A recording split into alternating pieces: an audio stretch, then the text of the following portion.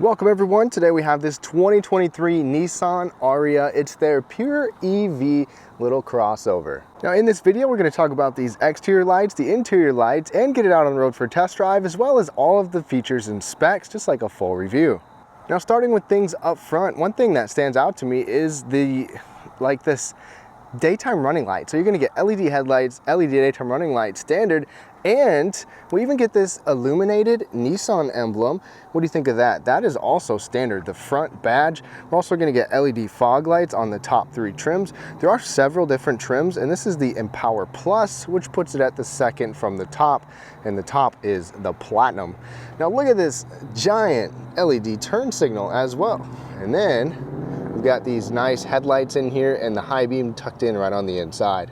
Nissan's going to give us 19-inch wheels. Typically you're going to get 19-inch wheels with aero covers. You can get optional 20-inch wheels or optional 19-inch wheels here. You've actually got some fairly large fender flares on here, but this is going to have that very similar and typical EV shape. What do you think of the overall design and all of that? There's no turn signals on the mirror on this one. You'll get those on the Platinum.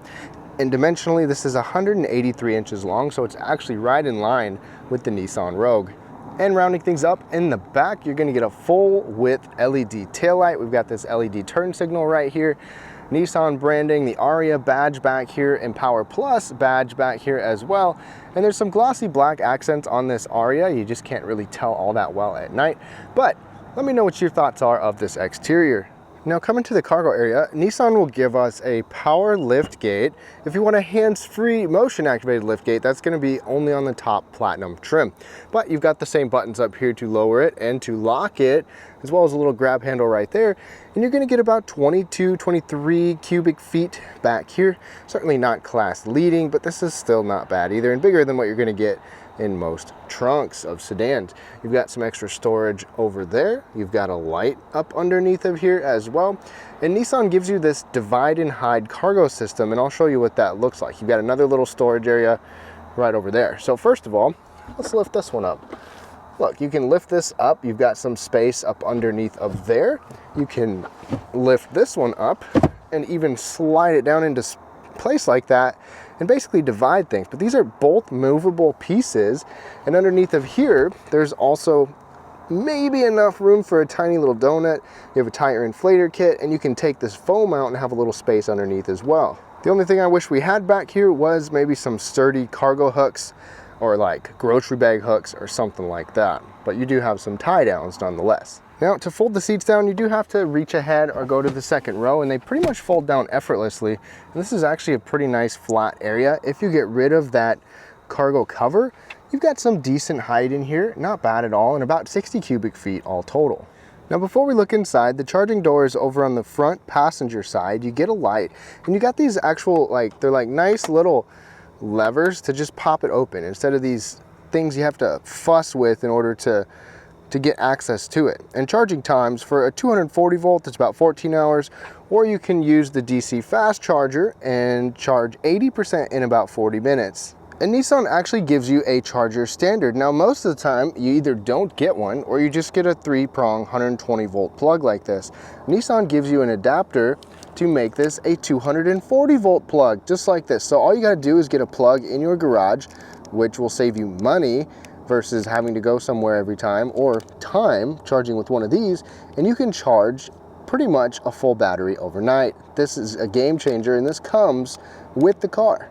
Now here's the newer updated version of Nissan's key fob. The only thing is, unlike most Nissans, you don't get a remote start on the key fob, but you can precondition this vehicle just like you can other EVs. And one cool thing is, as you approach the vehicle, if you have the key fob on you, check this out. First of all, stop at the headlights. They're gonna turn on. You're gonna get the signature lighting to turn on. Come on over here, the tail lights are gonna be on, and the car will unlock, give you lighting down at your feet and the Nissan emblem, just like that.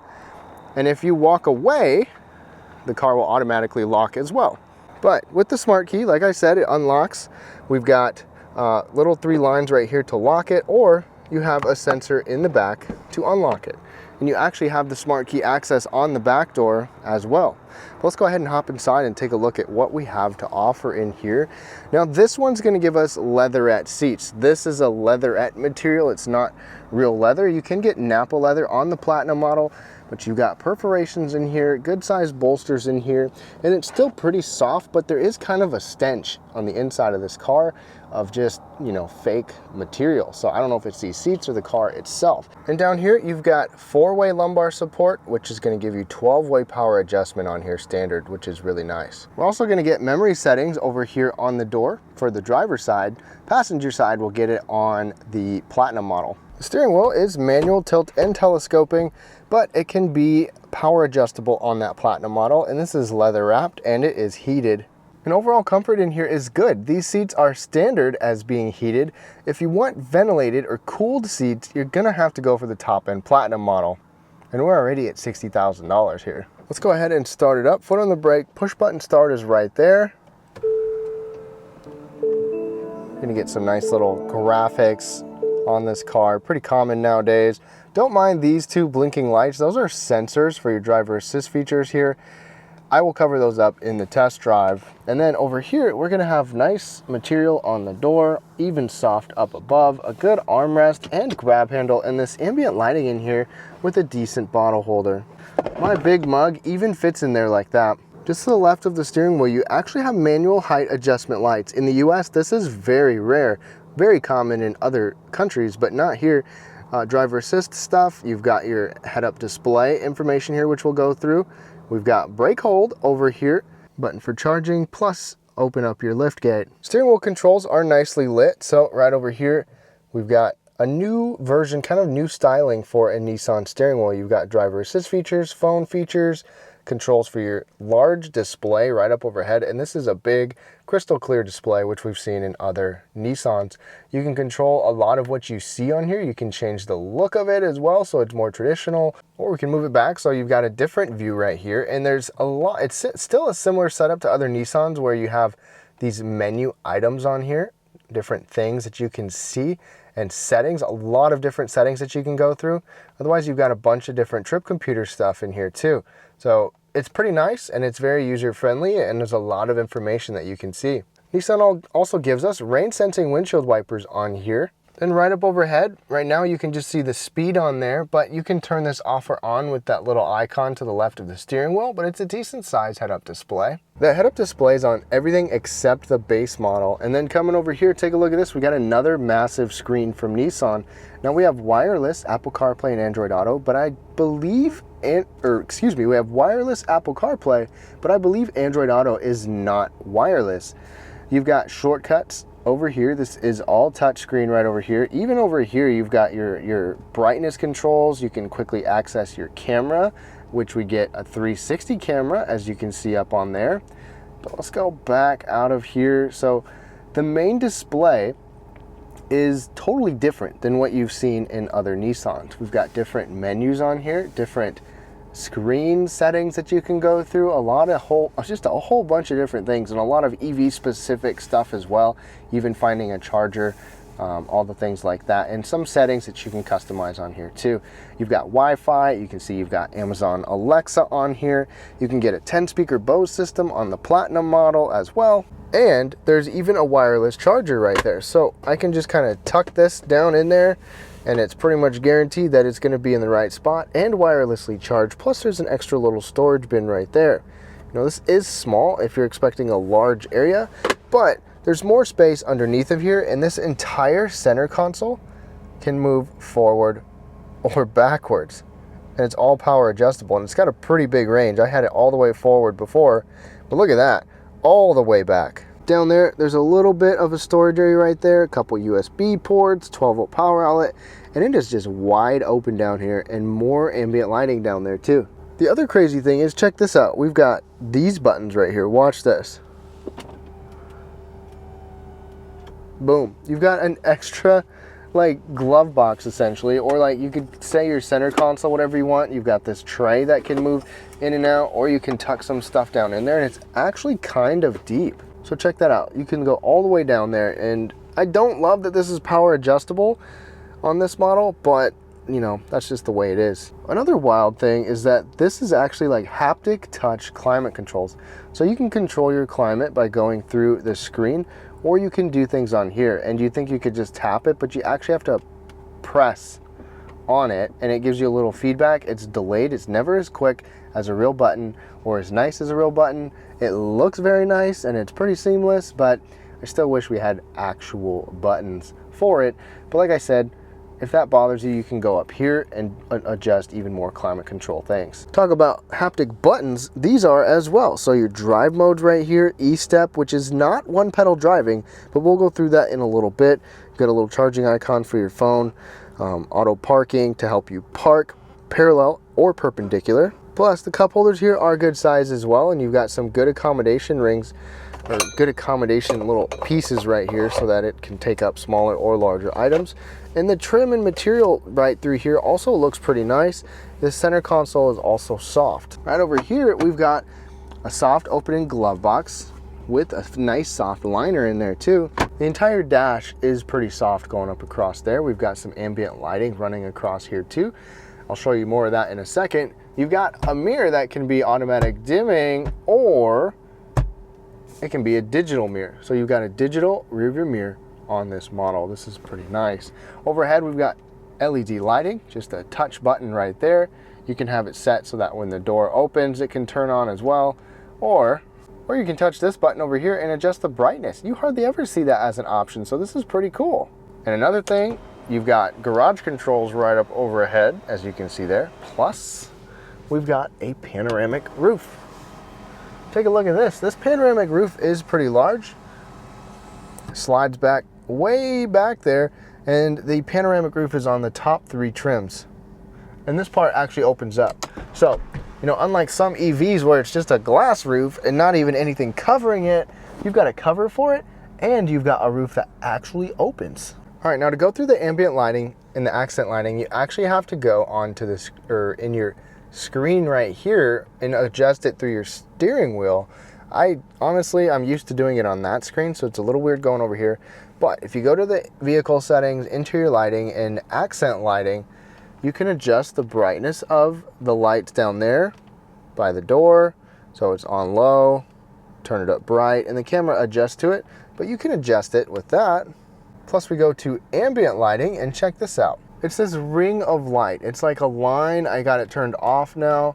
Turn it up, and it doesn't really get all that bright because I'm sure they don't want it to be distracting, but it goes all the way around the cabin. All right, now let's take a look at these headlights. So a couple of unique things about this is you got LEDs standard on all of them, but we also get fog lights, which are becoming more and more rare. They're not cornering lights or adaptive lights, but at least you will get some fog lights. Turn these high beams, oops, sorry, that's not the high beam. The blinker is very bright. We'll turn the high beams on. It's just a straight bright shot right in the middle. But watch this. Okay, zoomed in. I told you that we have the adjustable headlights. So look at that. It goes up a few different notches. This is the top setting. So obviously you want to pay attention to your angle. If you have a load on the vehicle or anything, just make sure you're driving responsibly with these, please, because they are definitely quite bright. All right, y'all, we are now behind the wheel of this Nissan Ariya, and I've driven the Nissan Leaf before, and I'll try to reference to that a little bit as well. But this Ariya does things very well. It drives nice. Everything seems to be pretty smooth in here.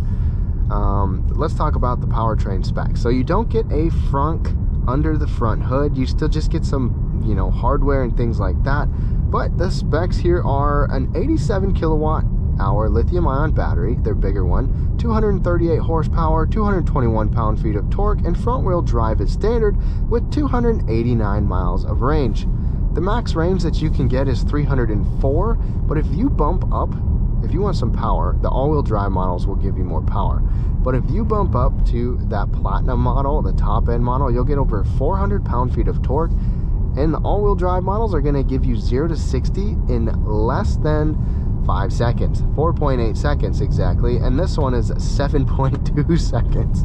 So it's a pretty big difference, but don't be discouraged by the power numbers here. It actually feels and drives quicker than what it is. So there are different drive modes here. There's a few different things. First of all, there's an E-step, which is not the same as e-pedal and one pedal driving on the Leaf. This doesn't actually have a one pedal drive mode, but I'm going to put us in that e-step mode. So put that on. You've got heavy regenerative braking, but it does not actually bring you to a stop. You will coast and creep. You've got normal takeoff capability here, and it gets us going pretty quick, but let off the accelerator and you've got heavy regenerative braking. If I take that off, e-step, and we're just in normal drive mode, there's like sport mode, eco mode, and standard mode, and then the shifter even has a D and a B.